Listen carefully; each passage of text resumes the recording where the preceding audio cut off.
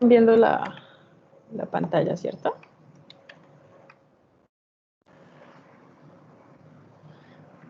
Ok, entonces vamos a hablar de enfermedades que afectan el sistema eléctrico del corazón. ¿Sí? Y esas enfermedades básicamente son las arritmias.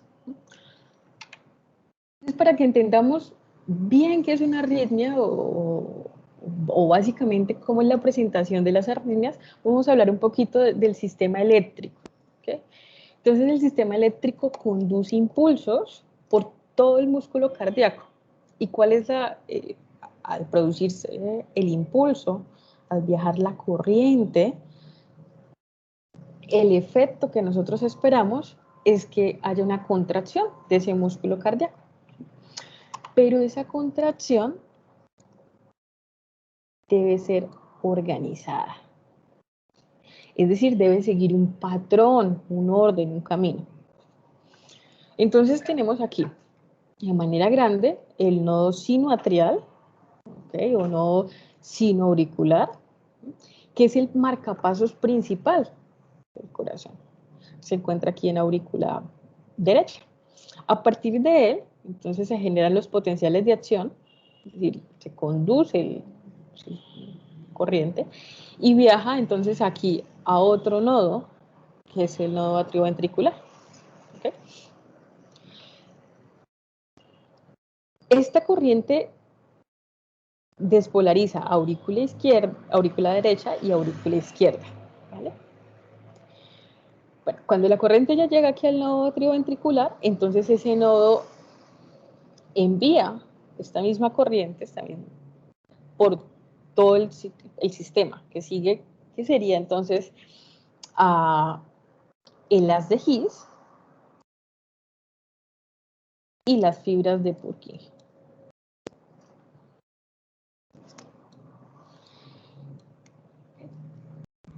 Con este proceso de conducción nosotros tendríamos un trazado electrocardiográfico como este, donde identificamos una onda P, un complejo QRS y una onda T. Ya vamos a ir viendo más adelante. Hasta aquí vamos bien, ¿cierto?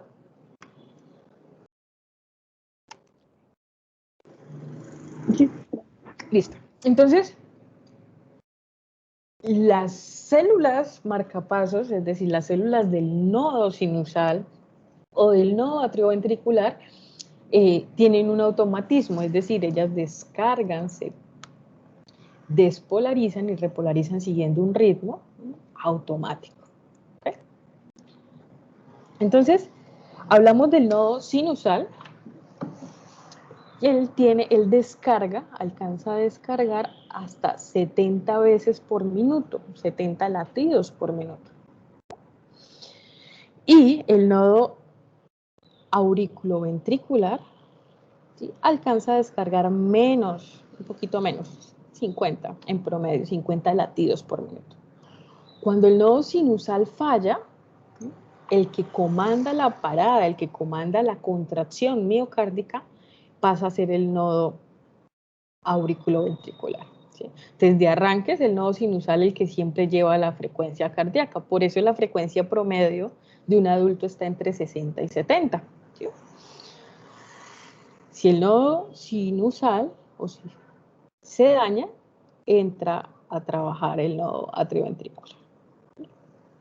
Y entonces tenemos que hablar de potencial de acción. Entonces, del potencial de acción de una célula cardíaca, encontramos aquí, depende de unos canales de sodio dependientes de voltaje y canales de sodio dependientes de tiempo. Entonces tenemos un potencial, una célula que está en reposo con un potencial más o menos en menos 70 milivoltios. Y cuando viene la descarga, ¿sí?, se despolariza la membrana, entonces hay una apertura de canales, ahorita los vamos a ver, involucran canales de sodio, luego canales de potasio, canales de calcio y potasio, ¿listo? Pero esto es una célula, esto es un potencial de acción de una célula marcapasos. Ahora es importante que ustedes sepan que como hablamos de automatismo, estamos involucrando a un señor muy importante que es el sistema nervioso autónomo. que tiene dos ramas. La rama simpática y la rama parasimpática. ¿Ok? Entonces, recuerden siempre que la rama simpática es la rama que da estimulación o que los efectos de la estimulación simpática son efectos de huida. ¿Sí? Van a prepararlo a usted para la huida ante el peligro. Entonces, por lo tanto, hablaríamos de que una estimulación del tipo simpático aumentaría el cronotropismo,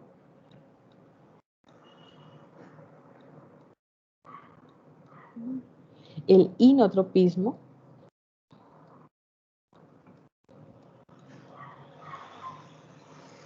¿sí? Entonces, veamos esto, estas grafiquitas de potenciales de acción que tengo aquí.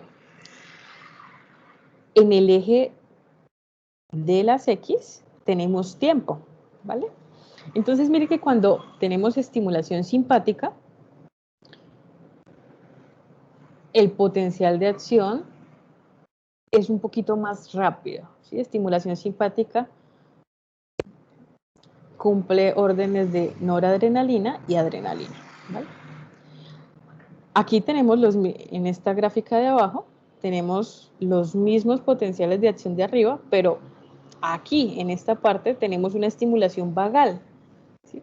La estimulación vagal está dada por la acción de acetilcolina. ¿Okay? Y entonces, ¿qué ven ustedes de especial con este potencial de acción en relación con el de arriba?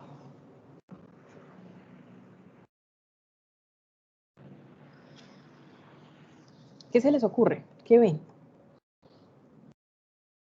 Que baja por debajo del potencial de reposo.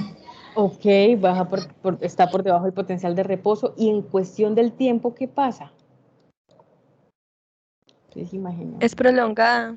Es prolongada, o sea, entonces imagínense que esto es un latido, ¿sí? Entonces aquí se supone que vendría otro latido, ¿cierto? Pero no lo hay. Entonces, al no haberlo, decimos que se prolonga, se hace más amplio el intervalo. Si lo convertimos a frecuencias cardíacas, ¿ustedes qué creen que ocurre? ¿Aumenta o disminuye la frecuencia?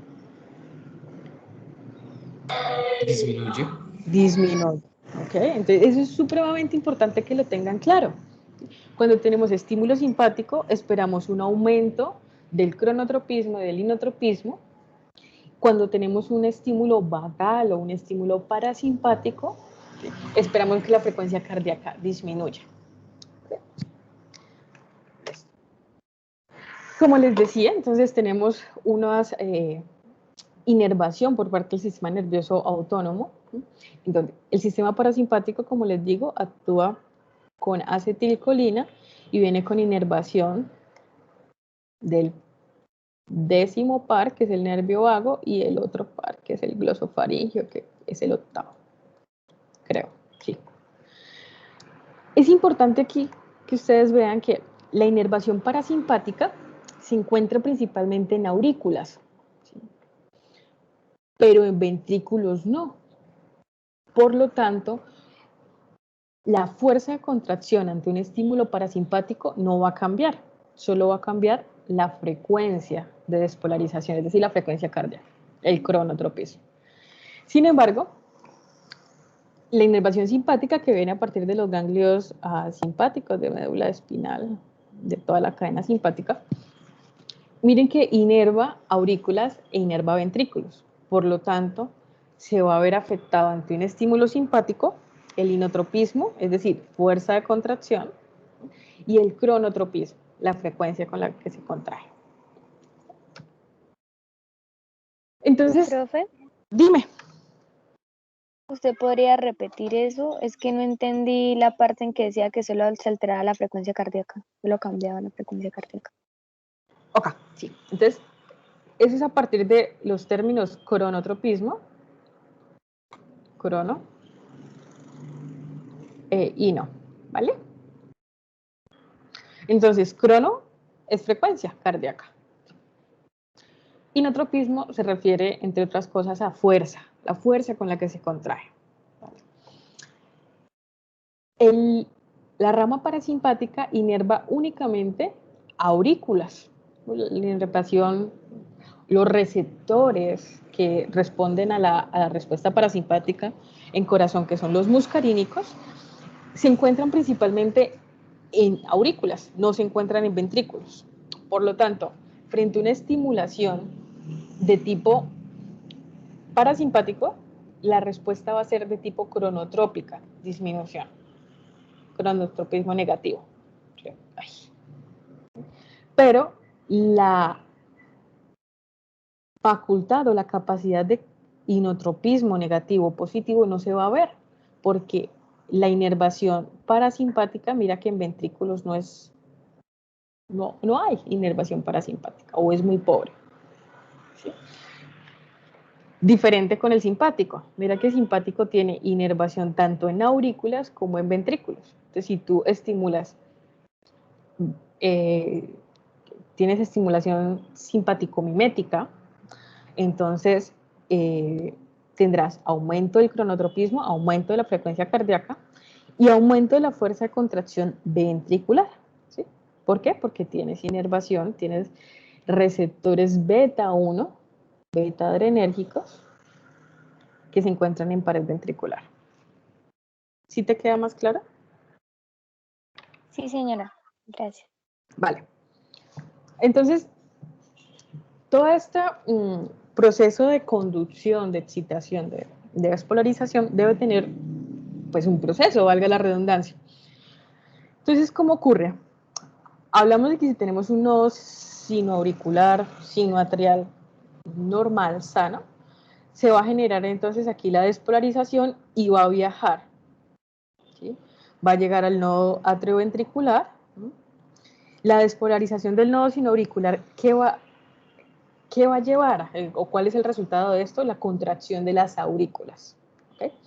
Por lo tanto, miren ustedes, aquí tienen un trazado, potenciales de acción, todos estos son potenciales de acción, un trazado electrocardiográfico y esto sobre el eje de las X es tiempo. ¿Vale? Entonces, mire que en primera instancia, entonces si arrancamos, se despolariza el nodo sinoauricular, tenemos potencial de acción, ¿sí?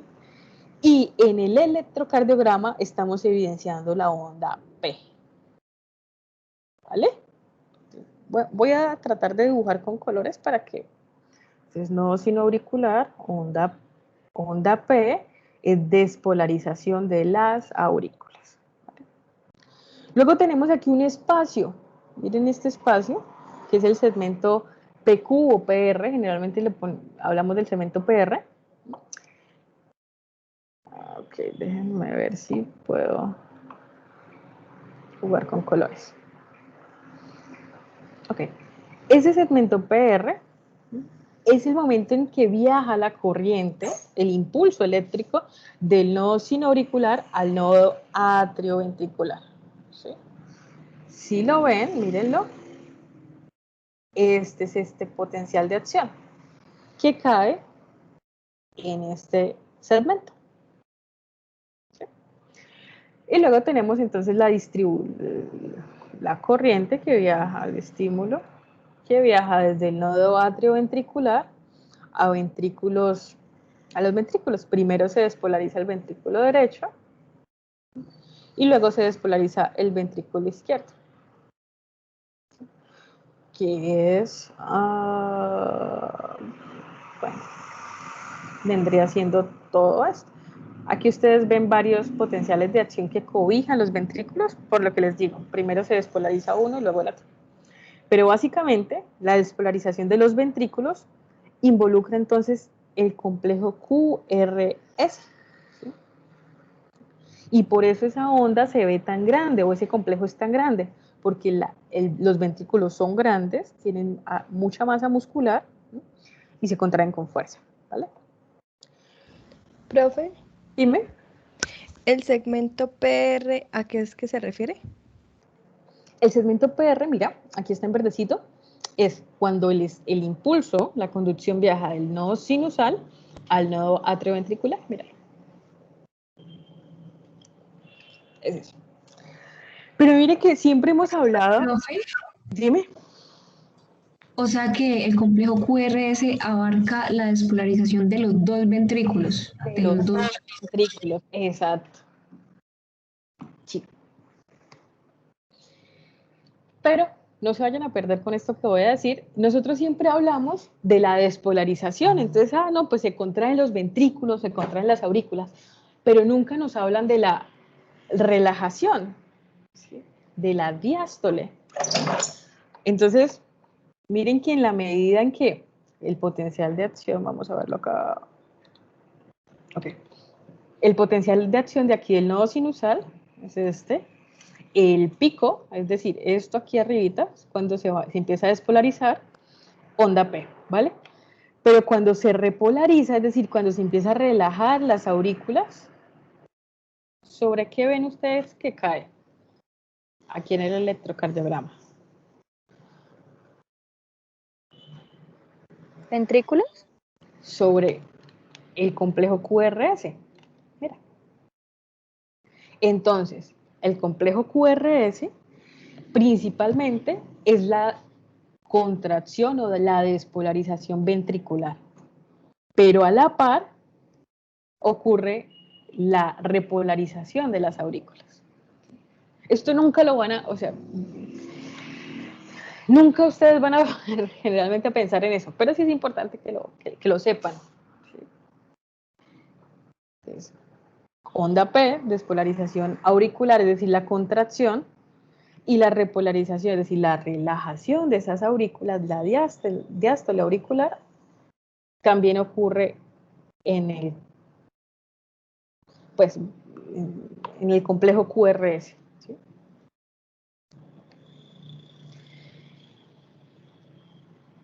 Luego viene aquí otro segmento, que es el segmento que llamamos el segmento ST.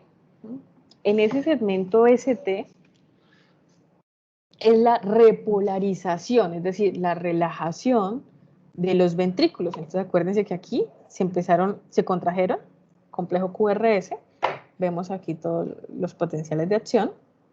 ¿Okay? Y miren que ya en la medida en que avanzamos en el tiempo, guiémonos por este último que les estoy mostrando, déjame lo coloreo.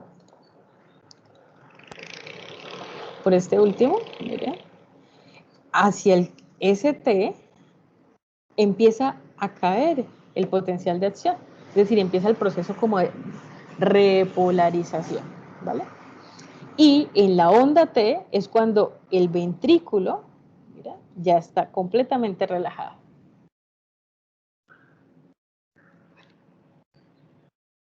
Entonces, de manera grande, para retroalimentar, onda P es la contracción o la despolarización de las aurículas.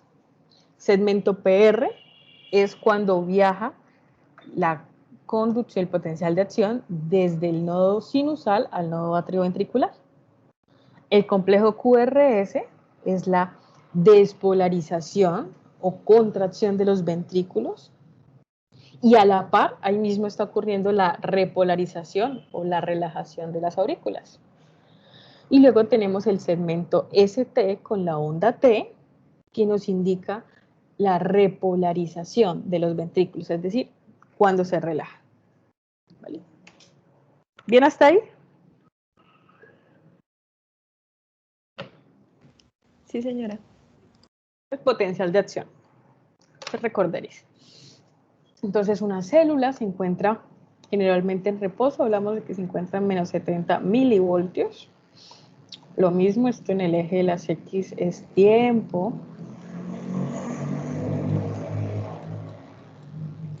Y en el eje de la Y, pues tenemos milivoltios. Entonces tenemos la fase 0.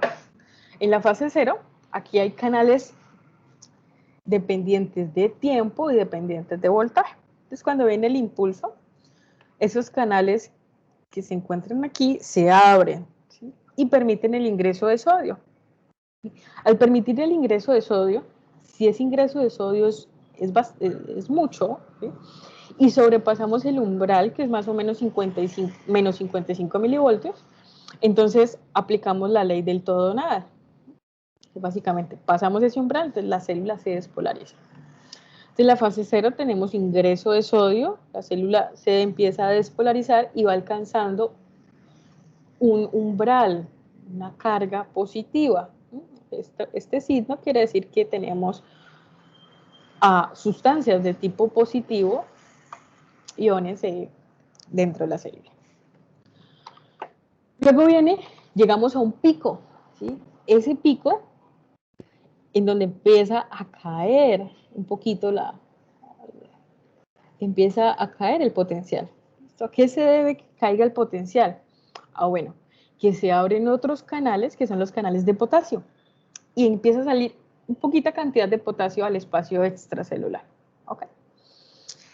Luego viene la fase 2. A la fase 2 ustedes la conocen, o de pronto ya han escuchado hablar de ella como la fase de meseta.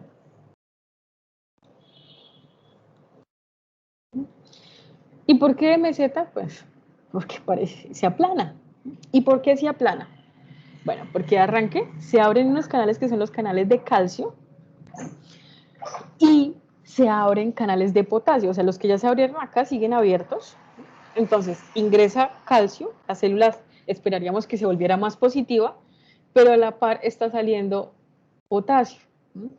Entonces, porque si notan que aquí asciende un poquito, este ascenso se debe a que el calcio, generalmente, perdón, el potasio entra el calcio entra de A2 y el potasio sale de A1. Por eso hay aquí un aumento en el potencial. ¿Vale? Esa es la fase 2. Se igualan un poquito las cargas. Pero luego viene la fase 3, que es como la fase en que empieza la repolarización. Entonces, ¿qué pasa? Estos canales de calcio que estaban aquí abiertos se cerraron. Y los canales de potasio siguen abiertos. Al seguir abiertos, entonces la célula saca mucho potasio al espacio extracelular. Entonces empieza a volver su carga negativa. Al volverse negativa, pues entonces empieza a caer el potencial. Tenemos finalmente la fase 4, tenemos ya la salida completa de potasio y se cierran los canales de potasio. En esto es un proceso en el que hay gasto de energía. ¿Por qué? Porque hay una bomba sodio-potasio ATPase. ¿Vale?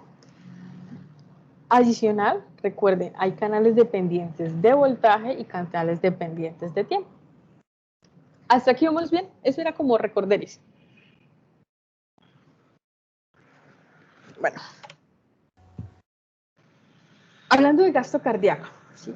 El gasto cardíaco, como ya sabemos, lo medimos generalmente en litros por minuto, pero el gasto cardíaco tenemos dos factores grandototes: heart rate and stroke volume.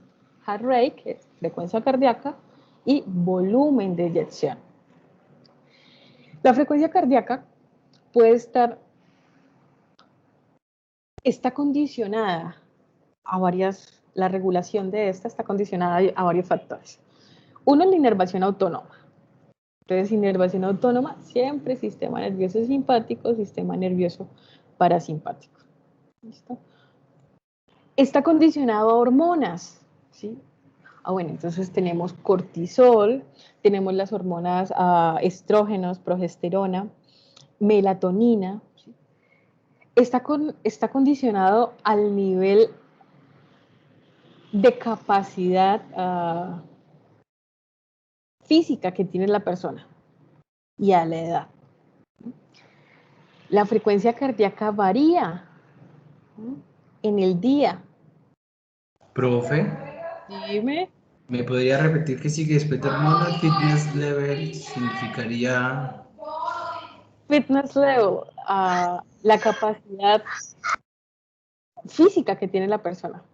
¿Sí? No es lo mismo un atleta, ¿sí?, que corre 100 metros, pues atletas, a nosotros que subimos 2 pisos y entonces la frecuencia cardíaca de nosotros se va a los extremos. Entonces tenemos frecuencias de 150 cuando subimos 3 pisos, allá los pisos de la universidad. En cambio, un atleta maneja más o menos frecuencias 50, incluso menos.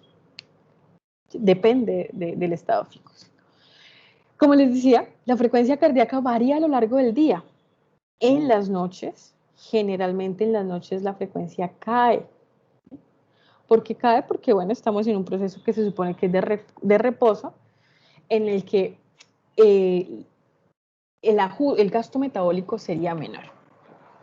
Ahorita les voy a mostrar algo de lo que yo trabajo en variabilidad de la frecuencia cardíaca, para que les dé un poquito de idea. El stroke volume o el volumen de eyección, básicamente ¿de qué depende? Del tamaño del corazón. Entonces, por favor hagan acto de fe. Esto es un músculo cardíaco normal. ¿Sí?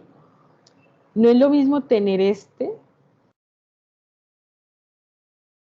a tener esto. Esto es músculo. ¿En dónde cabe más sangre? ¿En el de arriba o en el de abajo? En el primero. En el primero. ¿Listo? Entonces no es lo mismo tener un corazón hipertrofiado a un corazón sano. Depende de la contractilidad, con qué tanta fuerza tiene el corazón para contraerse, ¿sí? Entonces, si yo tengo un corazón que en su tamaño está normal, ¿sí? Pero si él no tiene la fuerza para contraerse adecuadamente, pues la sangre va a quedarse acá y no va a poder ser expulsada. También depende de la precarga. Entonces, aquí hagamos acto de fe, que es una aurícula. Depende de qué tanta sangre llega aquí a la aurícula. Podemos tener un corazón sano, un corazón con una adecuada fuerza de contracción, pero no tenemos sangre que llegue a la aurícula. Entonces el volumen de eyección va a disminuir. Y depende también de la resistencia. Entonces por acá, la aorta. ¿Qué tanta resistencia se está ejerciendo?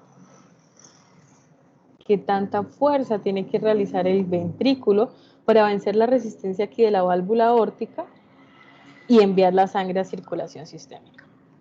Todos esos son los componentes del gasto cardíaco, ¿vale? Entonces, ¿por qué hablar de ellos? Bueno, porque es que si el componente del gasto cardíaco, uno de los componentes es la frecuencia cardíaca, y nosotros estamos hablando de arritmias. ¿Qué es una arritmia? Bueno, algo que no tiene ritmo, ¿sí? Una frecuencia errada. ¿Sí? Entonces, si tenemos una frecuencia errada, imagínense, la persona no tiene una adecuada, sí, imagínense frecuencias cardíacas muy grandes, muy altas, 150 latidos por minuto. Eso quiere decir que el corazón se está contrayendo muy rápido. Si el corazón se está contrayendo muy rápido, estamos, gastando energía del corazón, estamos haciendo que el corazón trabaje más. Pero adicional, aunque tendría nuestro paciente, por ejemplo, una adecuada precarga, nosotros no estamos dejándole suficiente tiempo para que aquí la aurícula se llene, ¿sí? Porque estamos contrayendo muy rápido, estamos sacando todo muy, muy rápido. ¿Sí? Por esta razón, ¿sí? Es que básicamente una arritmia puede llevar a un paciente a que tenga un bajo gasto cardíaco. ¿Eso está claro? ¿Sí? Sí, profe. Listo. Ahora, ¿qué es el electrocardiograma? Profe, una pregunta. Dime. ¿Se puede regresar un momentico? Ahí, ¿qué significa las siglas RB? Ay, ya te digo. RB cardiac. Eso significa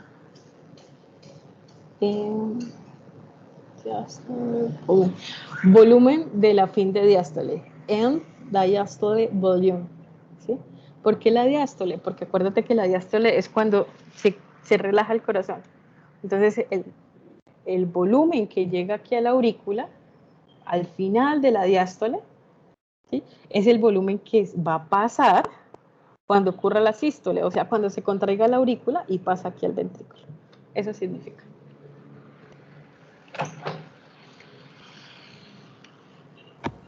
Ah, ya, profe. Gracias. Vale.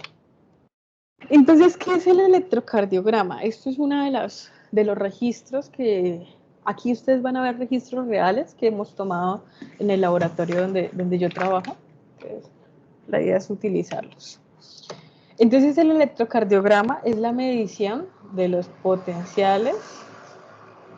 Es un potencial compuesto. Potencial de acción. Compuesto.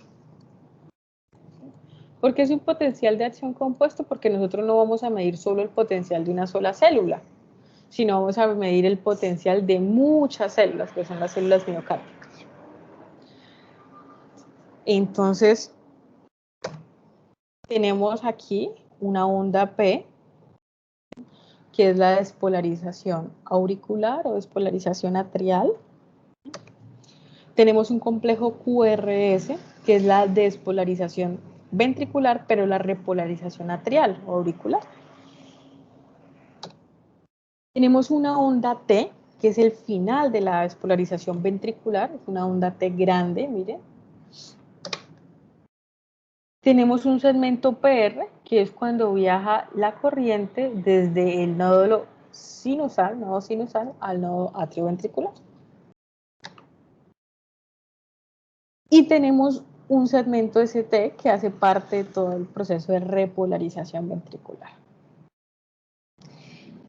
Y tenemos un intervalo QT, es decir, aquí desde que arranca la despolarización ventricular hasta que se repolariza. Ese es el ciclo cardíaco, hablando de ventrículos. Profe, Dime. profe, ¿la onda T es de despolarización? Repolarización.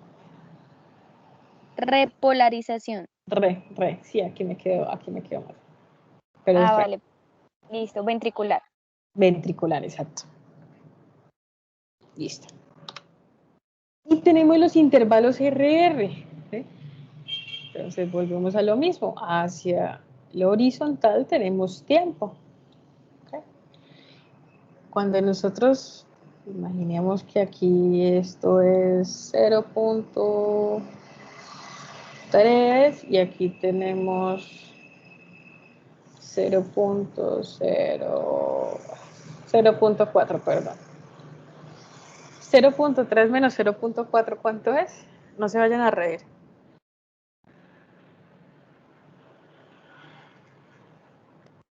Da -1, ¿no? Entonces, dividan 60 en 0.1.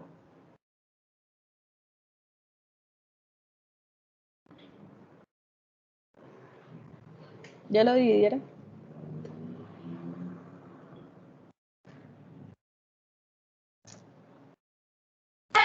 ¿700? 600.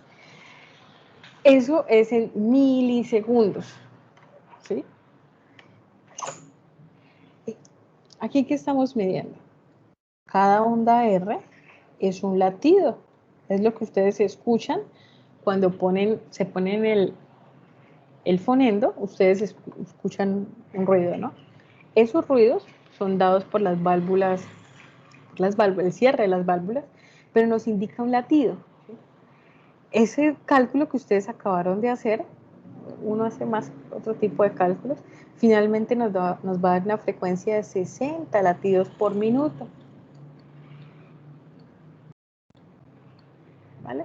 Solo que estos datos que yo les di acá están en milisegundos. Este 0,3 son milisegundos. ¿Vale?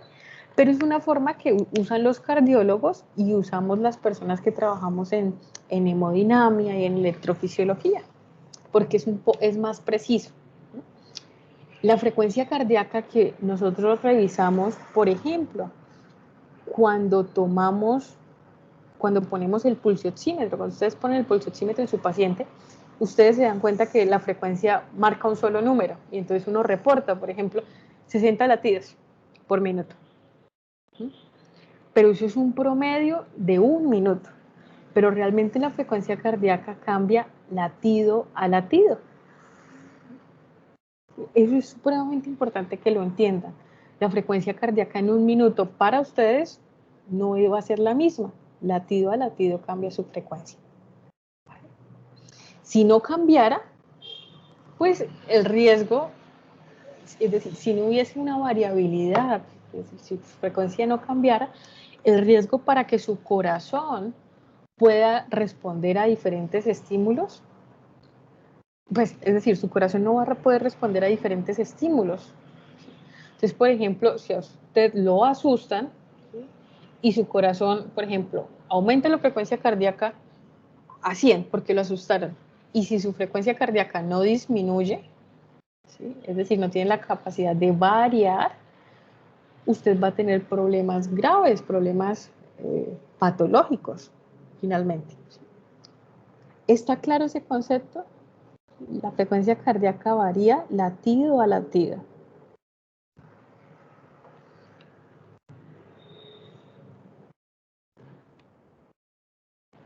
Ahora, ¿de qué depende que nosotros veamos ondas P de este tamaño, ondas complejos QRS de este tamaño, ondas T?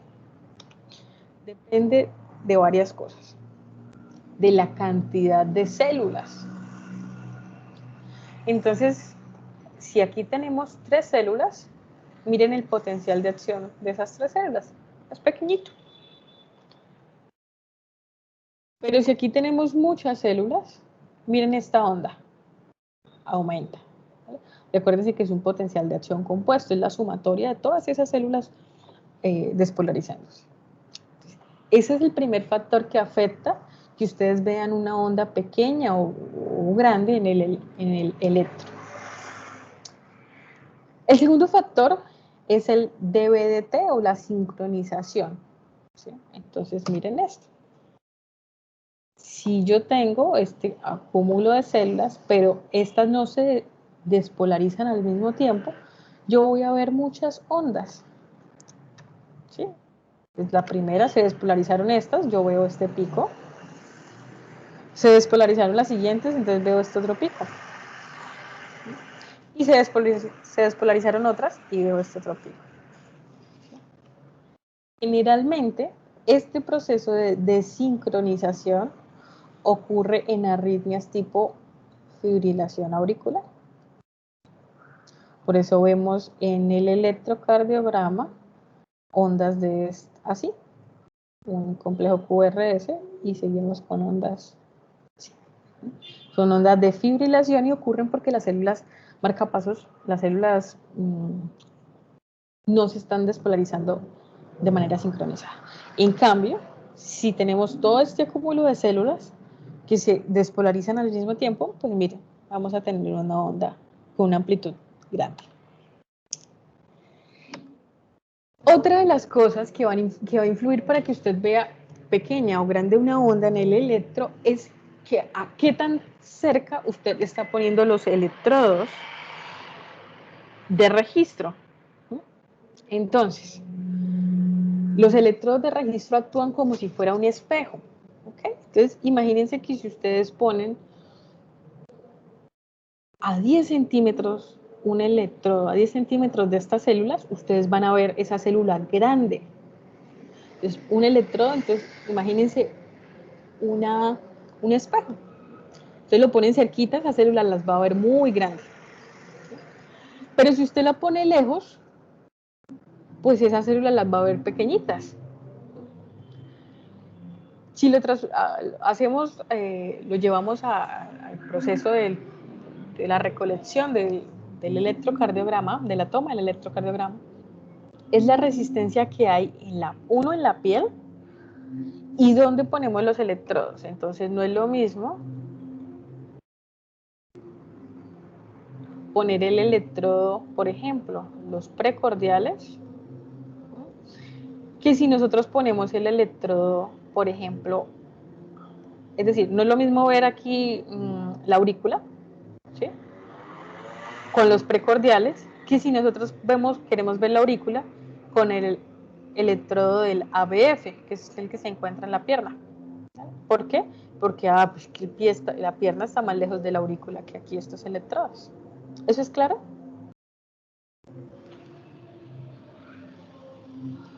Yo no entendí eso, profe. Ok. Déjame usar más colorcitos.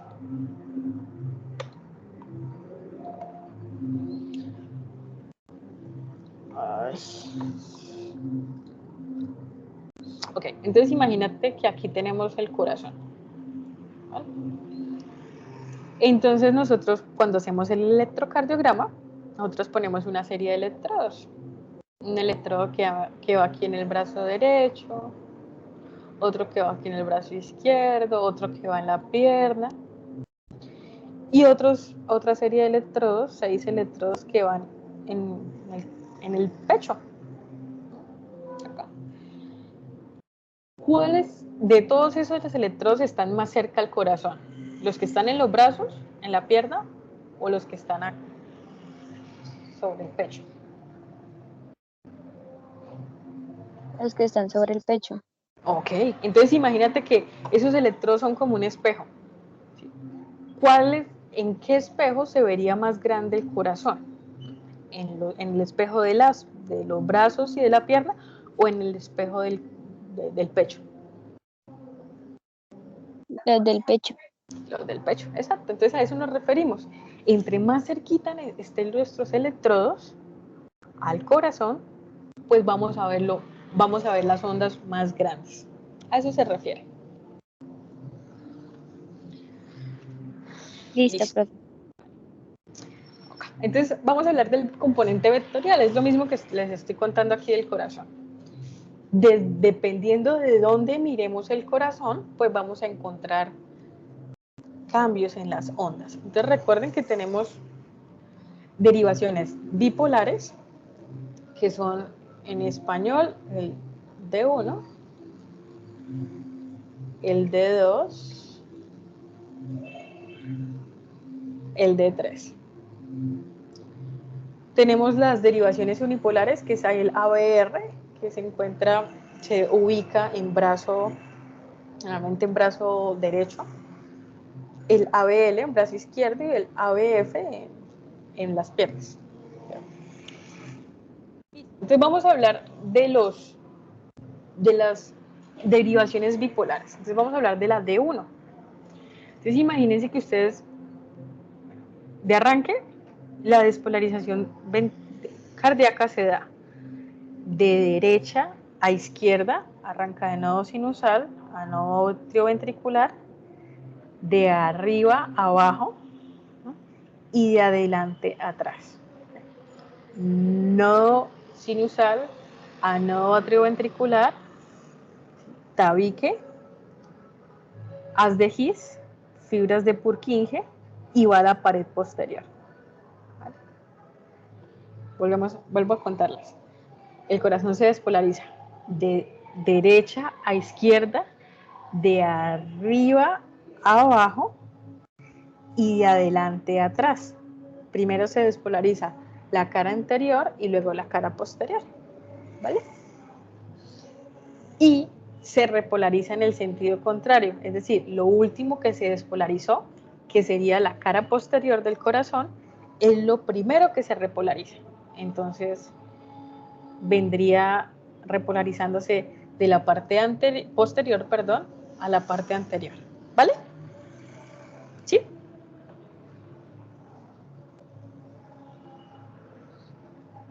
Entonces, ¿por qué es importante? Porque ahora vamos a poner espejos. Entonces tenemos el primer espejo, que es la derivación bipolar D1. ¿Ok? Esa D1 generalmente la ponemos en el tórax. Aquí viene el triángulo de Einthoven, esto es el tórax. Generalmente D1 lo ponemos aquí. Entonces, este espejo está aquí grande, ¿está sobre qué? Si ponemos aquí este espejo, ¿qué veríamos grandotote? ¿Qué parte del corazón vemos grande?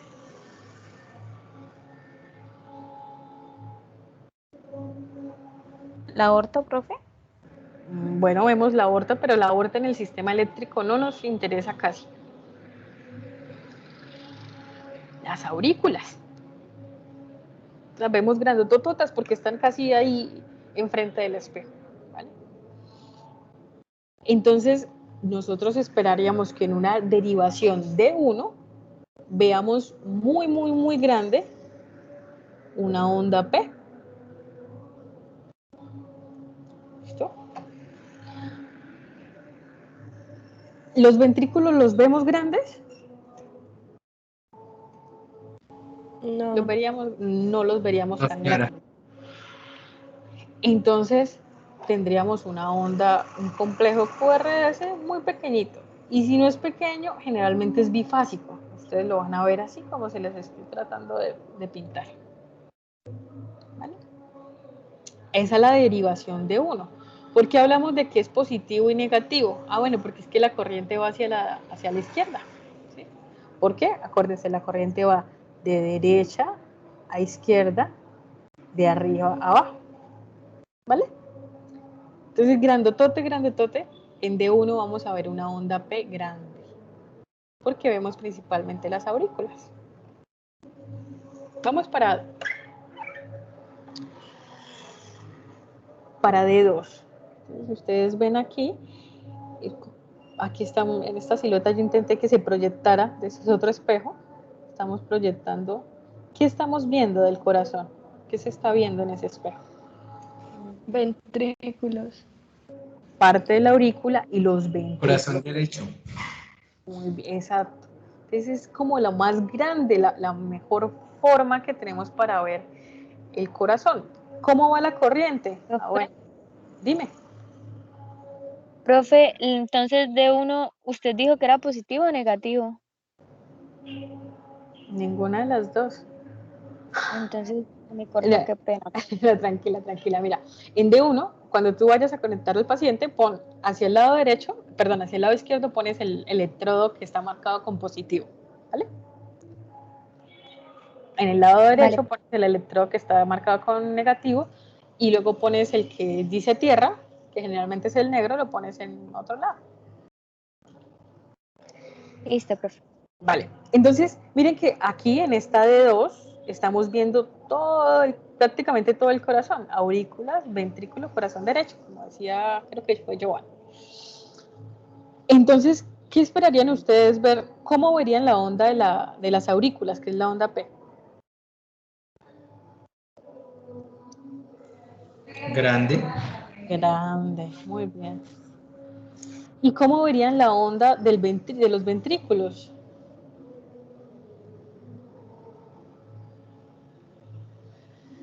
Grande Generalmente también. grande, exacto. Generalmente es el típico trazado electrocardiográfico. Ustedes van a conectar en su paciente en un D2, cuando les pidan hacer un D2, ustedes van a conectar el positivo en el lado derecho.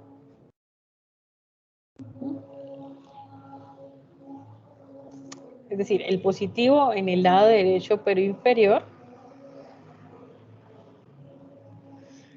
El negativo lo van a dejar en la parte superior y el tierra lo van a dejar en el otro lado. Aquí arribita. Esa es D2. Ahora D1, perdón, D3.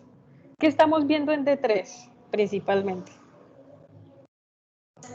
Corazón izquierdo. Corazón izquierdo, pero ¿vemos aurículas? No. No vemos aurículas, entonces es probable que la onda P pueda ser pequeña, incluso a veces negativa. ¿Por qué negativa? Ah, porque es que el potencial de acción viene bajando, ¿vale? La corriente viene bajando, entonces la onda se torna negativa, perdón. Pero ¿qué vemos de frente? ¿Qué tenemos de frente? Los ventrículos. Los ventrículos, entonces veríamos una onda, un complejo QRS grande.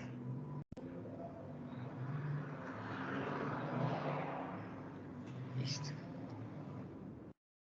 ¿Eso está entendido? Creo que es lo más gráfico que les puedo explicar para que comprendan las ondas y eso. Pero, Profe, Dime. A mí casi no me queda claro el término de los positivos y los negativos. Cuando tú vayas a hacer un electrocardiograma, tú vas a encontrar que los electrodos, los cablecitos, vienen marcados. ¿Sí? Vienen marcados con negativo, positivo y otro que trae, que es el de tierra, que parece, generalmente no trae ninguna eléctrica. ¿Sí? Entonces, cuando tú quieras conectar, por ejemplo, te van a pedir, hágale un D2, un trazado, un electrocardiograma con un D2. Tú vas a poner en el lado derecho del paciente, pero imagínate que esto es el tórax, entonces ven, trato de dibujar, a ver si lo logro, si queda al menos simétrico. Listo. Listo, creo que quedó medianamente simétrico. Entonces te van a pedir, bueno, hágale, jefe, hágale un D2 a su paciente. Entonces tú vas a poner el electrodo que dice positivo, lo vas a poner en la parte del tórax de tu paciente, pero en la partecita de abajo, ¿vale? El que es negativo lo vas a poner aquí en el hombro, generalmente lo ponemos aquí, ¿vale? Y luego queda otro electrodo que es el que llamamos tierra. El que llamamos tierra es un control, ¿sí?, que permite que la corriente no se distorsione, básicamente. El proceso eléctrico y podamos ver un trazado electrocardiográfico bonito. Entonces, el que dice tierra lo vas a poner en la parte izquierda de tu paciente, generalmente así, como te lo estoy tratando de esquematizar. A eso se refiere. ¿Por qué diríamos positivo?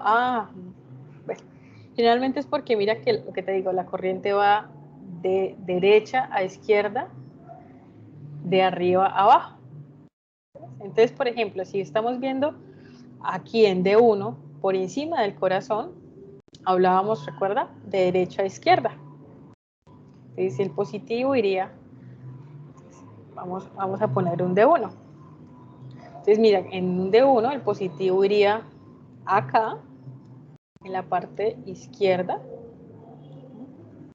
El negativo va aquí en la parte derecha. Y el de tierra lo ponemos por aquí. Pero te vas a familiarizar mejor cuando veas el electrocardiógrafo y puedas ver los cablecitos. Es eso, básicamente. Pero si te queda más Ok, claro, listo. Sí, profe, ya me queda más claro. Muchas gracias. dale, con gusto. Generalmente, pilas, Profe, dime. entonces tú decías que el D2 es el que se veía prácticamente todo el corazón. Exacto, para allá iba, me ganaste. Generalmente, en la mayoría de las personas, en el casi 95% de las personas, funciona el eje cardíaco. ¿Sí? El eje cardíaco indica que la corriente va, volvemos a lo mismo, de derecha a izquierda, de arriba a abajo, de adelante hacia atrás. Si eso se cumple, veríamos muy bien el corazón con un D2.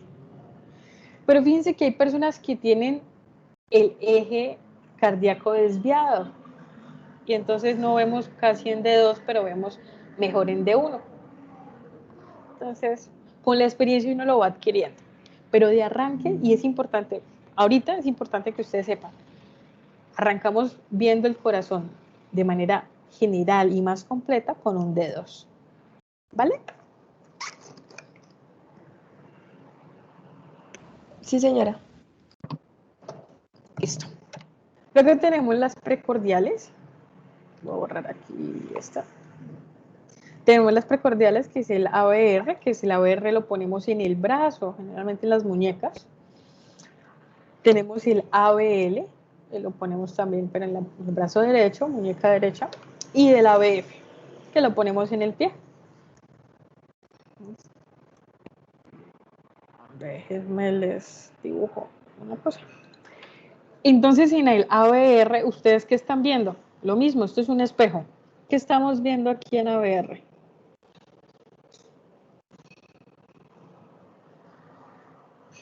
¿El nodo AB? la aurícula. No, aquí yo lo señalé porque se pone así, pero no. De arranque estamos viendo la aurícula. Entonces, ¿pero qué estamos viendo de la corriente, de este vector? ¿La punta o la cola? ¿La punta de la flechita o la cola? La punta. Espérame. Y aquí pongo yo un espejo. Listo. Este es un espejo. Imaginemos que este es un espejo. ¿Qué está proyectándose aquí en este espejo? ¿La punta, que es esta, o la cola? La cola. La cola. La cola, ¿sí? Entonces, como estamos viendo la cola, en ABR, hasta que no se demuestre lo contrario, las ondas son negativas. Porque estamos viendo la cola de este vector. ¿Vale? Pues la onda, las ondas de... Sí, generalmente son las ondas todas negativas. ¿Vale? En ABL, ¿qué estamos viendo? Lo mismo. La aurícula izquierda. La aurícula izquierda, muy bien. Alcanzamos a ver ventrículo, partecito ventrículo.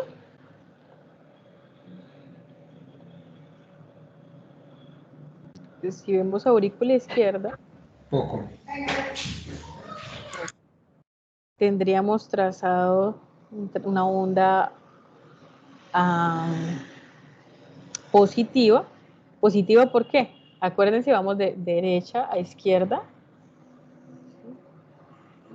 De arriba a abajo, estamos viendo aurículas y tendríamos un complejo QRS bifásico, porque estamos viendo parte de... Estaríamos viendo esto. ¿Vale? Estaríamos viendo todo como todo el trazado del vector. Entonces tendríamos una onda bifásica. Y en ABF, ¿qué estamos viendo en ABF? ¿Vemos aurículas? ABF es como de por acá al pie. Exacto, entonces las aurículas no las vemos casi, entonces será una onda P positiva, pero pequeñita. Y los ventrículos van a ser grandes. Bueno, eso quedó feo, pero... Esas son las unipolares, las derivaciones unipolares. Y vamos con las precordiales. Las precordiales no se las voy a explicar acá, pero son básicamente B1, B2, B3, B4, B5. En B5, generalmente B3, B4, B5, vemos la cara anterior del corazón. Ahí nos debemos revisar en eso cuando vean, no sé si ya vieron infarto, pero realmente los infartos los revisamos de manera electrocardiográfica, yéndonos al segmento ST, y revisamos si hay supradesnivel o infradesnivel de ese segmento en estas tres caras. Si hay en estas tres caras, hablaríamos de un proceso isquémico en cara anterior. El B6 generalmente nos da información de la cara posterior. ¿Listo? ¿Eso está claro? He hecho un ultra resumen, pero es porque si no, no entendemos. Luego. ¿Cómo calculamos la frecuencia cardíaca? Generalmente ya los electrocardiogramas nos traen una frecuencia cardíaca. Profe, Dime. yo le puedo pedir un favor. ¿Será Sí. que habría forma de que pudiéramos mirar un electrocardiograma real con todas las derivaciones para poder mirar esa información que su merced nos acabó de dar? Sí. Ahorita vamos a ver y la otra semana vamos a trabajar en eso. Sí. Ok. Claro. Yo no estoy muy familiarizada cómo se calibra el papel en un electrocardiograma real, ¿sí? Pero la forma de calcular la frecuencia cardíaca que yo personalmente uso es, yo mido que en tiempo, ¿cuál es la diferencia entre esta R, pongámosle R2, y R1? ¿Listo? Esto es para saber la frecuencia de acá. ¿vale? Entonces yo resto el tiempo de R2 menos el R1 y sé cuánta frecuencia, cuál es la frecuencia cardíaca. Yo les pido que tomen una foto, un pantallazo, permítanme, les borro esto, de esta tablita.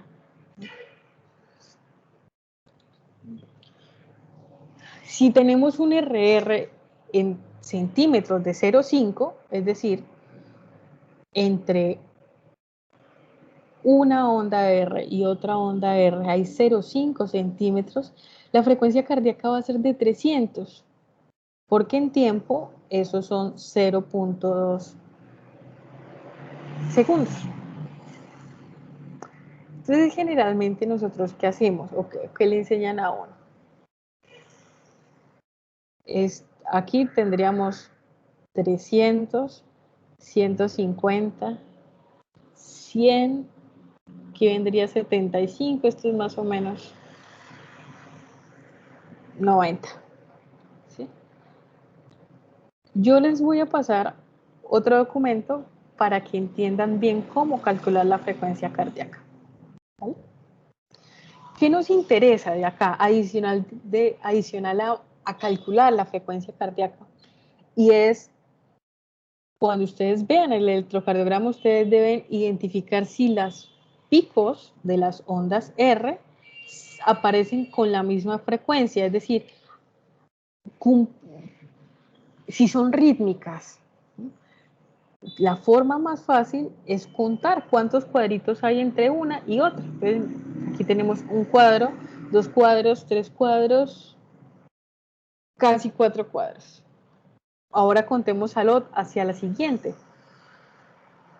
1, 2, 3 cuadros y poco menos de la mitad de un cuadro. ¿Es rítmico este trazado?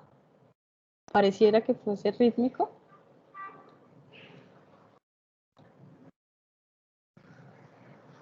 Es decir, las ondas R aparecen de manera periódica. ¿Qué creen ustedes ahí?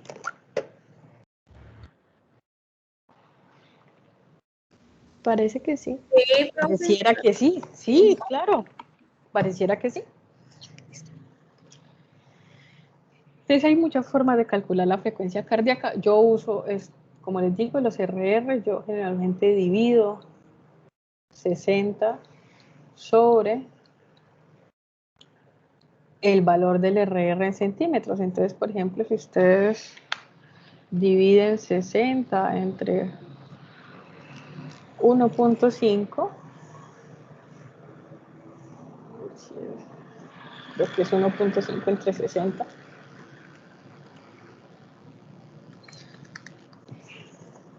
o multiplica, pues, yo generalmente lo boto automático. Pero como les digo, hay diferentes maneras, y incluso los mismos electrocardiogramas traen ya la convención de cuánto es la frecuencia cardíaca. Ahora, ¿qué son las arritmias? Sí, las arritmias se pueden dar por dos cosas. Uno, porque hay un daño una alteración del automatismo. Entonces, tenemos falta de sincronización en células. Entonces, miren, lo que hablábamos hace un rato. Entonces se despolarizó primero esta, luego se despolarizó la siguiente. Entonces tenemos trazados como esto. Esto es una arritmia, falta de sincronización. Otra de las arritmias, otro tipo de arritmias puede darse porque hay alteración en la conducción, que puede llevar a que el potencial de acción, ¿se acuerdan? Fase 0, fase 1, 2, 3 y 4, cambie. ¿Eso qué quiere decir? Si hay algo que me está bloqueando la conducción, por ejemplo, tengo bien la despolarización de sinoauricular, atrioventricular, pero aquí cuando va a pasar a haz de His, algo me está bloqueando. ¿Qué va a hacer eso? Bueno, va a hacer que mi potencial de acción se demore en pasar. Si se demora en pasar, ¿ustedes qué creen que va a pasar con la frecuencia cardíaca?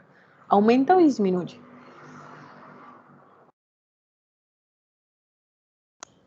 Disminuye. ¿Disminuye? Disminuye, exacto, porque miren que en el tiempo, esto es el tiempo, se demora en iniciar el potencial de acción. O a veces tenemos procesos en los que no está bloqueado, pero la corriente encuentra vías alternas, encuentra caminos, atajos, que lo van a llevar más rápido a las de Higgs, a las fibras de Purkinje. Cuando ocurre esto, tenemos una disminución en el tiempo del potencial de acción, o sea, va a aumentar la frecuencia cardíaca. ¿Eso está claro? ¿Sí?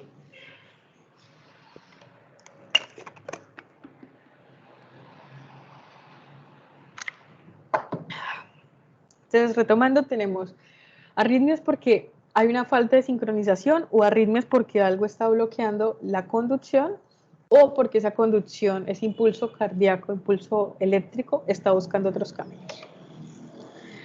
De las arritmias tenemos que saber que hay arritmias de tipo regular, arritmias que son regularmente irregular y arritmias irregularmente irregulares. Es decir, que nada coincide, ninguna de las ondas en el trazado electrocardiográfico coincide y por lo tanto la función cardíaca también se altera. Entonces vamos a empezar. Las bradiarritmias o bradicardias. Entonces, la bradicardia básicamente es una disminución en la despolarización del nodo atrioventricular. ¿Por qué se podría producir? Bueno, porque cuando estamos durmiendo la frecuencia cardíaca disminuye. En atletas, entonces los atletas generalmente, las personas que hacen ejercicio generalmente manejan frecuencias de 45 en procesos isquémicos. En procesos en donde tenemos involucrado el sistema nervioso autónomo. ¿Y por qué? Bueno, porque el sistema autónomo parasimpático está activado, activamos el nervio vago, estamos estimulando receptores de tipo muscarínico que se encuentran ¿dónde? Nodo sinusal y en paredes auriculares. Hay algo que es súper chévere, que se llama respiración controlada. Denme un segundo, voy a intentar mostrárselos. Denme un segundito. Les muestro unas gráficas de respiración controlada y si quieren ustedes pueden intentarlo en su casa. ¿Alguno de ustedes practica yoga o ha practicado yoga en la vida? No, señora. No. Sí. Bueno, en yoga generalmente los enseñan a respirar. Es una de las cosas que se hace en yoga. Y les dicen que respiren profundo. Cuando se respira profundo, las inspiraciones, cuando se inspira, generalmente la frecuencia cardíaca aumenta. Pero al exhalarse, la frecuencia cardíaca disminuye porque hay una descarga de tono, una descarga de acetilcolina, descarga vagal. Y esa descarga es tan amplia que entonces permite que la frecuencia cardíaca caiga. Ay, Dios, espérenme, se las muestro para que ustedes se den cuenta.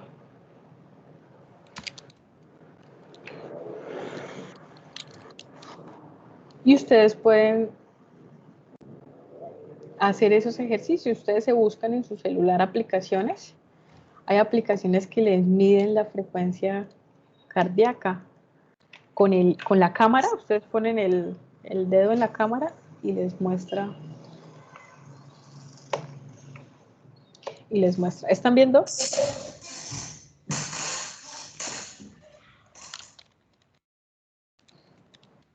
Esto Sí, señora. Entonces, estos son los RR, ¿sí ven que aparecen numeritos así como raros? Esos son en segundos los RRs de un trazado electrocardiográfico. Y esto es 1 minuto. La persona la pusimos a respirar despacio en 1 minuto. Y miren cómo se sincroniza, cómo se ve de bonito. Y es prácticamente, si le hubiéramos puesto a la persona un sensor de movimientos respiratorios, se vería igual. Inspiración hacia arriba y permítanme ver si los pongo.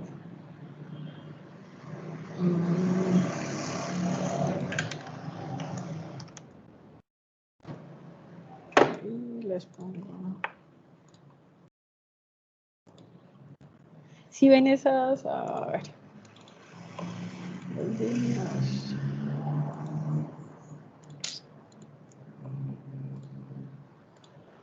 Listo, si ven esas líneas naranjas.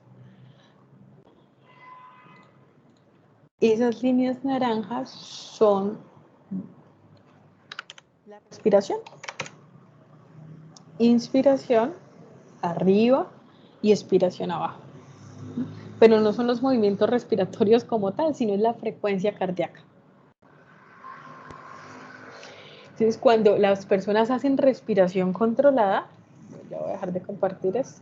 Cuando las personas hacen respiración controlada tipo yoga, en el momento en que realizan exhalación, las personas alcanzan a tener frecuencias cardíacas de hasta 40.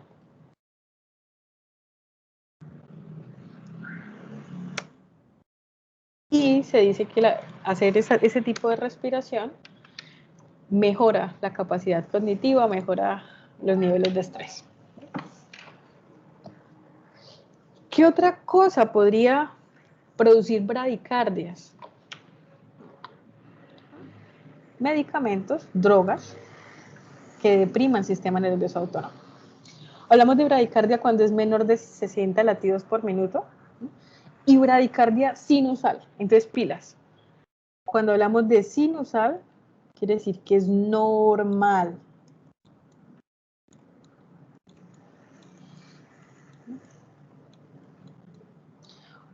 Entonces vamos a revisar este trazado. Mire, tenemos onda P. Siempre que ustedes revisen un electro, sigan los siguientes pasos. ¿Hay onda P? En todos. En todos vemos onda P, ¿cierto? Aquí hay onda P. Hay onda P. Hay onda P. Listo. ¿Es rítmico? Sí, pareciera que todos aparecen con la misma frecuencia. Todos los complejos. La onda R aparece con la misma frecuencia. Probablemente este sea una derivación de 1, porque vemos el complejo QRS bifásico.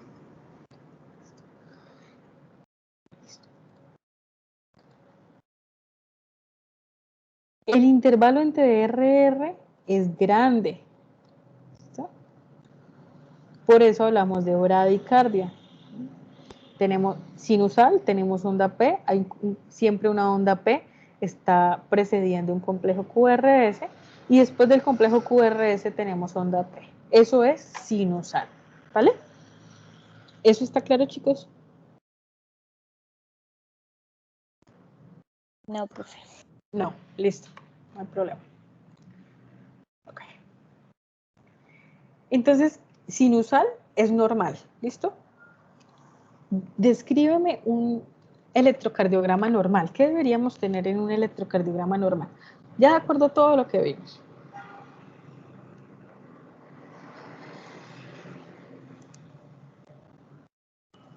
Onda P. Onda P, listo. ¿Tenemos onda P aquí? En todas las onditas que están aquí, que se muestran. Sí, Sí. señora. Listo, tenemos onda P. Ya. ¿Qué más veríamos en un electrocardiograma normal? ¿Qué más necesitamos ver? Segmento complejo PR. El segmento PR. Muy bien. El segmento PR, no me acuerdo de cuánto es el segmento. Ahorita creo que más adelante se los digo. Pero el segmento PR en todos los segmentos PR son igualitos. ¿Los ven iguales ustedes? Parece que sí. Parece que sí, perfecto. Listo, ¿qué más vemos en un electrocardiograma normal?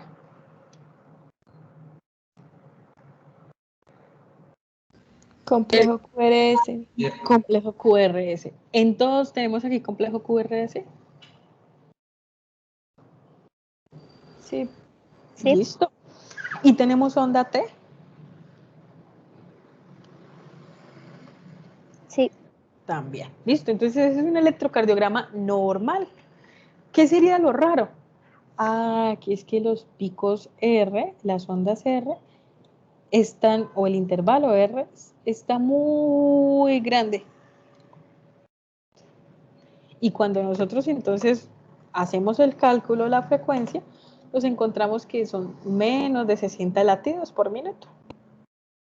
Entonces el paciente está bradicárdico, ¿sí?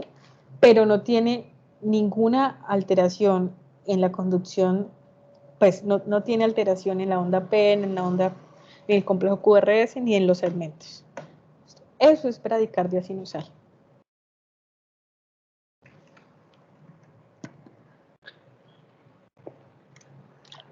Listo.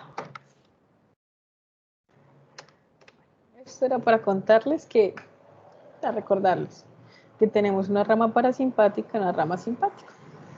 La rama parasimpática trabaja con acetilcolina, la rama simpática con noradrenalina y acetilcolina. Entonces, cuando se bloquea el simpático, podemos tener un bloqueo de la rama simpática. Eso quiere decir que hay un predominio de la rama parasimpática, o sea, va a aumentar, va a haber más bradicardia. Eso era para explicarles. ¿Está clara bradicardia? ¿Sinusal? ¿Sinusal?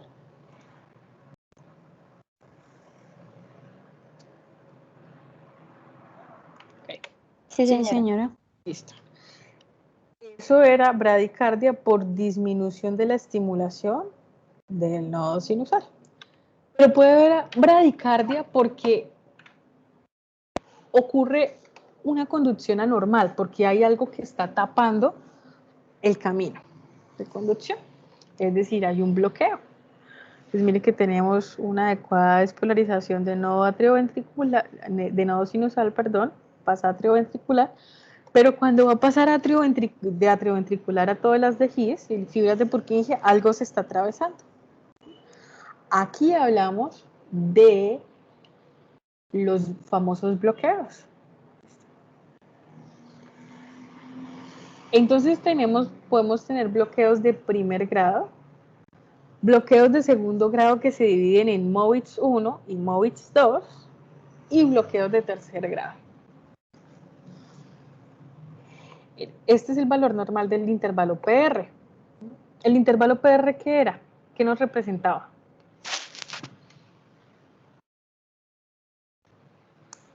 Del nodo sinusal al nodo atrioventricular, Sí, o la señor, desplazamiento de las aurículas para que lleve a activar el nodo atrioventricular para que inicie la despolarización de los ventrículos. de los ventrículos, perfecto.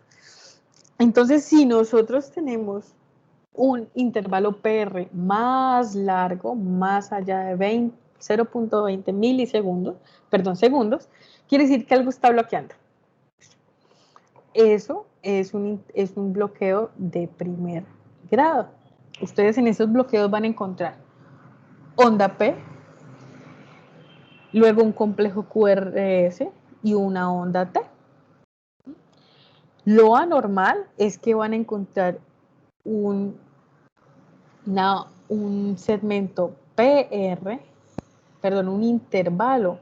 El segmento es solo del final de la onda P a la onda R. Pero el intervalo es del inicio de la onda P a la onda R. Eso lo van a ver ustedes aumentado. Realmente uno mide en los trazados, aquí no se ve, pero uno con los cuadritos del trazado electrocardiográfico lo logra ver. Ese es el bloqueo de primer grado. ¿Cómo se va a identificar? Con aumento, con un intervalo PR mayor a 20 milisegundos, a 20.20 segundos. ¿Vale? El bloqueo de segundo grado, Mowitz 1, quiere decir que ese intervalo PR se va haciendo cada vez más grande, va aumentando, va aumentando, va aumentando, hasta que ¡pum!, viene una P que no conduce un complejo QRS. Aquí, mire que aquí estamos señalando una P. Aquí debería haber un complejo, pero no lo conduce. ¿Sí? ¿Por qué? Ah, bueno, porque es que aquí hubo una señal, entonces, pongámosla acá. Venían todos los impulsos y pasaban, ¿sí? Pero ¡pum!, hubo aquí un bloqueo y no dejó pasar este impulso. Entonces se despolarizaron las aurículas, pero los ventrículos no. ¿Vale? Luego arranca otra vez una onda P normal, complejo QRS normal, se va haciendo cada vez más grande, más grande, más grande ese intervalo PR hasta que ¡pum!, otra onda P que no conduce un complejo.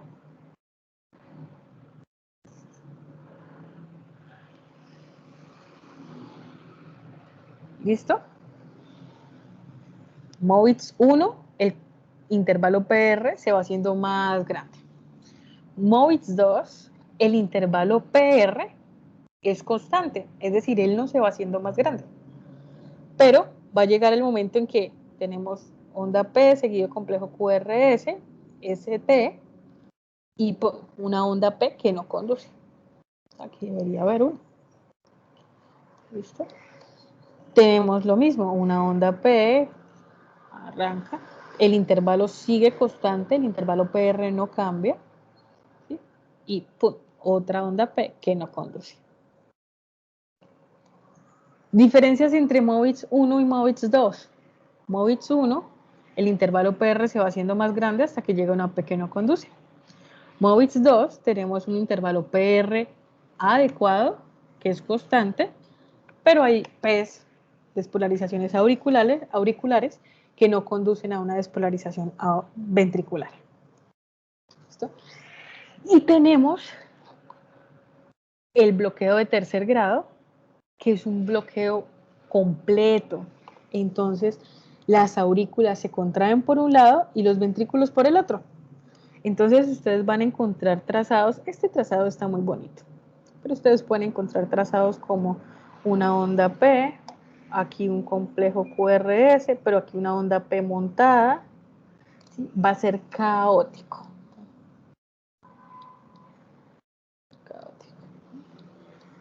Generalmente, el bloqueo de tercer grado se trata con marcapasos.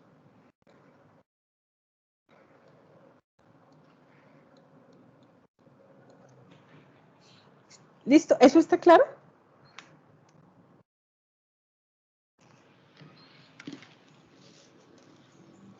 Profe, o sea que ahí ninguna onda P conduce a despolarización. No. No, ninguna onda P conduce. El nodo sinusal trabaja por un lado y el nodo atrioventricular trabaja por otro. Es como si fueran dos corazones aparte. Los ventrículos laten por un lado y las aurículas por el otro. Por eso es una emergencia, ¿sí? Es bloqueo completo y el paciente necesita llevarse urgente a instalación de marcapasos para solucionar. Si no, pues cae gasto cardíaco, el paciente entra en una falla cardíaca, bajo gasto cardíaco, perdón, y fallece. Profe, Dime. y en ese caso, ¿cuál sería el tratamiento? O sea, digamos, como enfermero, ¿qué podría hacer yo con ese paciente? Agilizar para que ese paciente entre.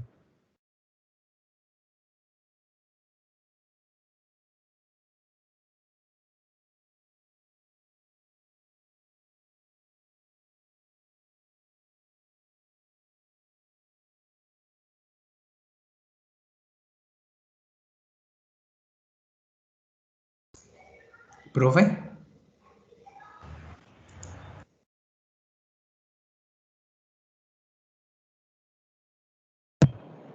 ¿Aló? profe, se quedó en agilizar. Agilizar que ese paciente lo lleven rápido a hemodinamia. O sea, ese paciente, si no actuamos rápido, es un paciente que va a fallecer. Y generalmente se les administra pues medicamentos simpaticomiméticos, pero es que lo mismo, si tú tienes un bloqueo aquí estructural, ¿sí? O un daño, básicamente en la inervación, por más fármacos que tú le administras a tu paciente, no vas a lograr arreglar esto. Por ejemplo, en otros bloqueos tipo 1 o MOVITS 1 o MOVITS 2, generalmente esos bloqueos están dados por ciertos medicamentos. Entonces uno revisa, bueno, qué medicamento está o cuál es la causa de. Y el enfermero pues entraría a empezar a revisar los medicamentos y sugerir cuál podría ser la causa. Pero en tercer grado básicamente es agilizar para que ese paciente lo pase en urgente hemodinámica.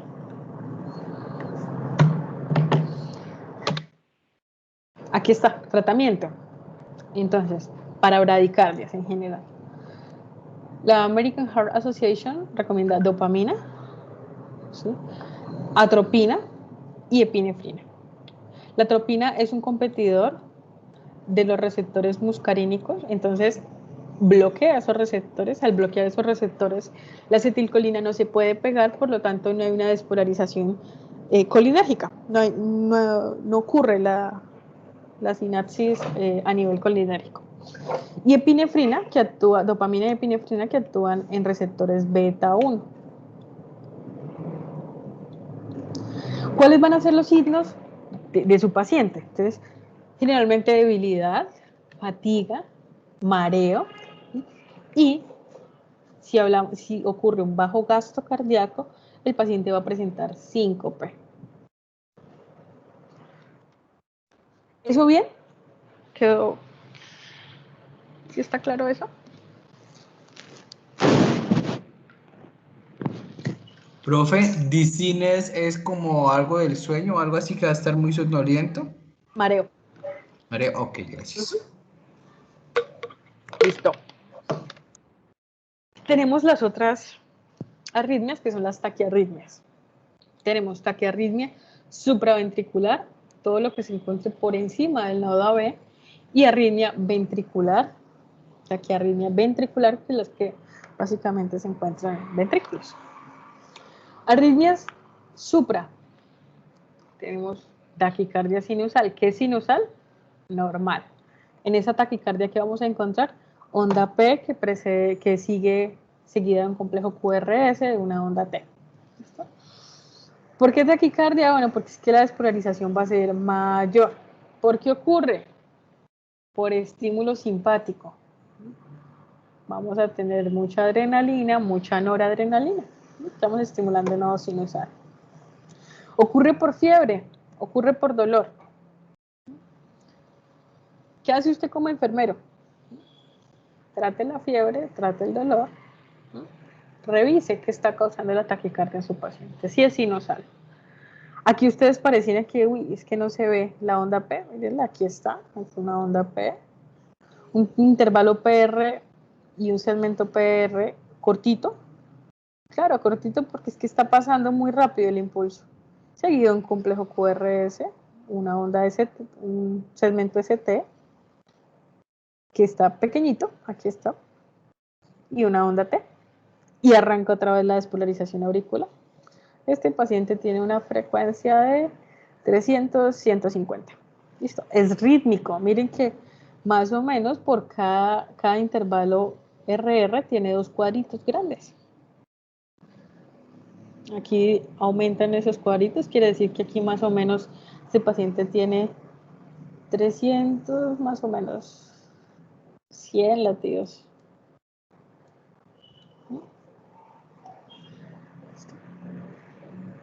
Listo. Eso es taquicardia sinusal. Generalmente ocurre cuando hacemos ejercicio, cuando nos toca subir los 5 pisos de la universidad, o tenemos fiebre, cuando tenemos dolor. Si el paciente tiene dolor y aparte se aparece con una taquicardia, quítele el dolor al paciente. ¿Sí?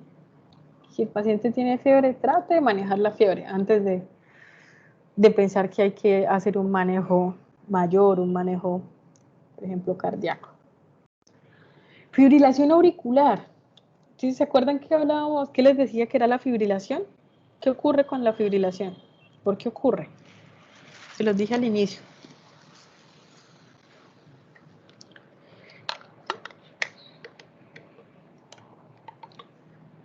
La fibrilación ocurre porque no hay sincronización.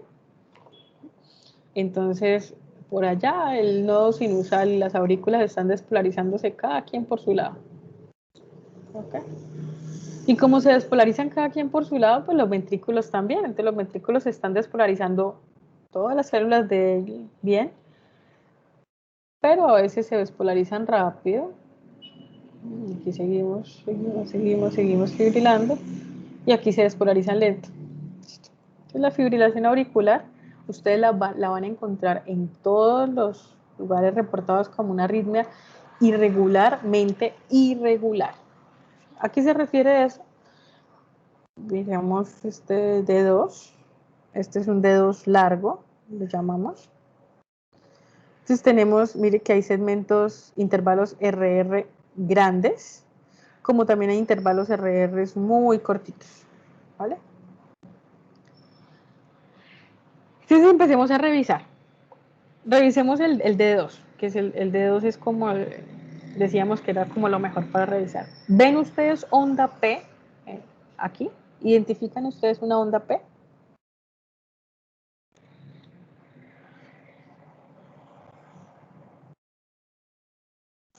Muy chiquita, profe. Casi que nula. No hay onda P. Hay unas ondas que se llaman ondas F, que son esas oscilaciones que ustedes ven aquí.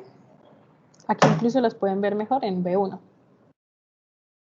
Y en B1 las ven mejor porque es que B1 está sobre la aurícula, sobre las aurículas. ¿Sí?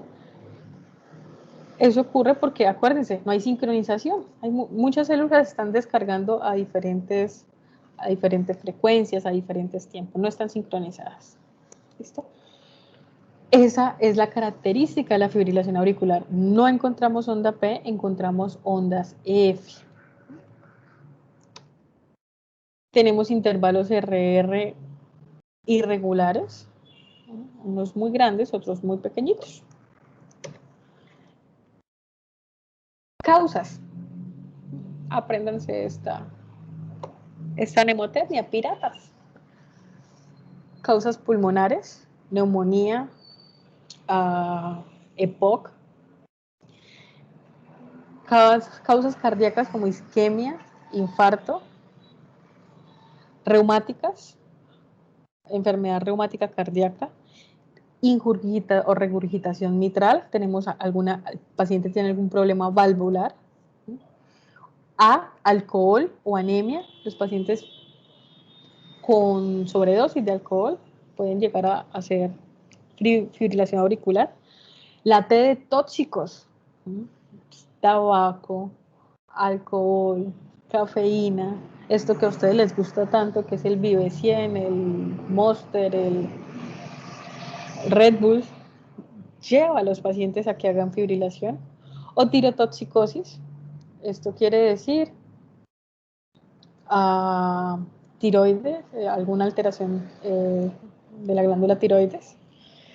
Pacientes con déficit de electrolitos también pueden presentar fibrilación auricular, o pacientes que presenten endocarditis, una sepsis, o aquellos pacientes que tienen algo que se llama síndrome del nodo enfermo. Alguien que sea muy curioso puede buscar un articulito cortito de síndrome del nodo enfermo, del seno enfermo, nos lo cuenta la otra semana y la persona que lo haga tiene un punto extra dentro de los quizzes. Si el paciente, ¿cómo se trata esto? La fibrilación auricular, y nos quedan 2 minutos, vamos a finalizar con esta y la otra clase continuamos, no se preocupen.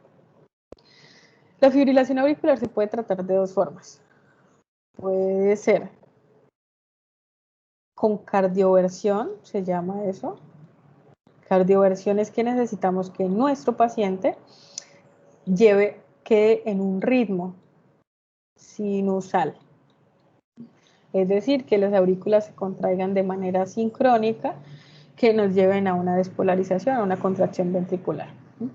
La cardioversión puede ser farmacológica o puede ser eléctrica.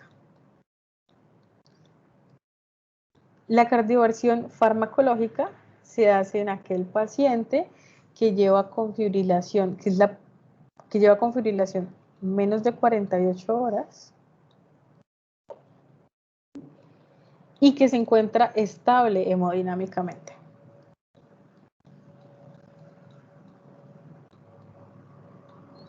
Aquel paciente que se encuentra inestable hemodinámicamente, con signos de bajo gasto cardíaco, con alteración de conciencia, se hace cardioversión eléctrica.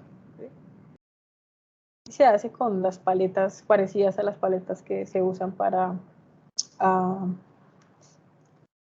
se me olvidó. Cuando se hace RCP. Y con el desfibrilador. La cardioversión farmacológica se hace con amiodarona 300 miligramos. ¿Cuál es el riesgo de que un paciente fibrile?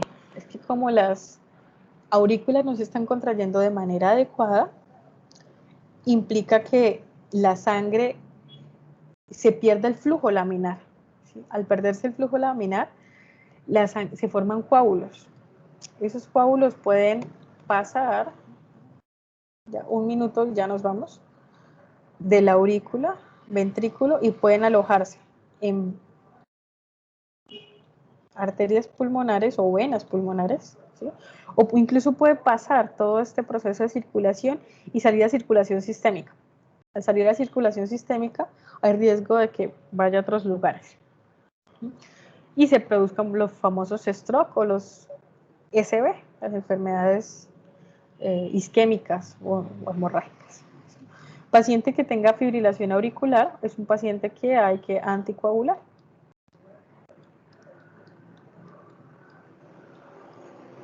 Generalmente esos pacientes están, bueno, en la emergencia están con heparina, warfarina, y ya en su vida normal ellos tienen algún, por ejemplo, el ASA, la aspirina, para disminuir el riesgo en la formación de trombos. Chicos, dejamos hasta aquí. Nos hace falta flúter auricular, que es muy parecido, y las arritmias ventriculares. Pero no se preocupen, dime. Profe, una era cardioversión farmacológica y la otra, ¿cómo se llamaba? Eléctrica. Gracias, profe. Vale.